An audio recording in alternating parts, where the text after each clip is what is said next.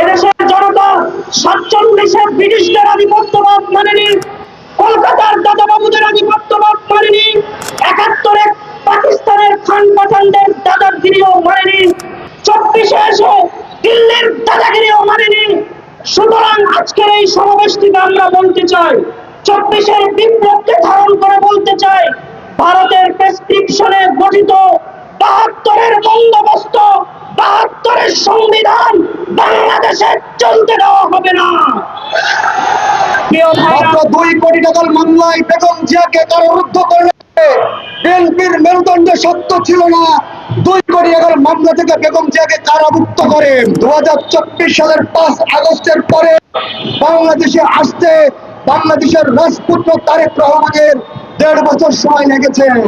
তিনি বাংলাদেশে এসে যে সংবিধান বাস্তবায়ন করতে চায় সেটা বর্তমান ভারতের প্রেসক্রাইব সংবিধান। বর্তমান সরকার তারা দেশের 2/3 মানুষের ভোটের রায়কে বৃদ্ধাঙ্গুলি দেখাচ্ছে, কিন্তু আমরা তাদেরকে স্মরণ করিয়ে দিতে চাই, মনে রাখবেন 16 বছরের স্বৈরাচারী হাসিনা সরকার ছাত্র জনতার আন্দোলনের মুখে দেশ ছেড়ে পালাতে বাধ্য হয়েছে। আপনারা মনে করছেন 6 মাসের ক্ষমতায় জনগণ কনভিন্স করে ফেলবেন?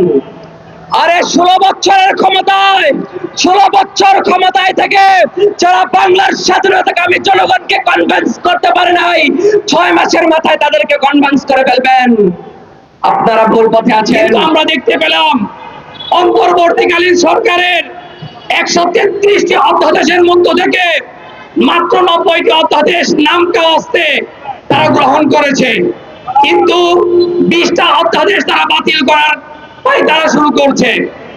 এই 20টা অধ্যাদেশের মধ্য থেকে গুরুত্বপূর্ণ এমন কিছু অধ্যাদেশ রয়েছে যে অধ্যাদেশের উপর ভিত্তি করে হাসিনার স্বৈরতন্ত্র প্রতিষ্ঠিত হয়েছিল।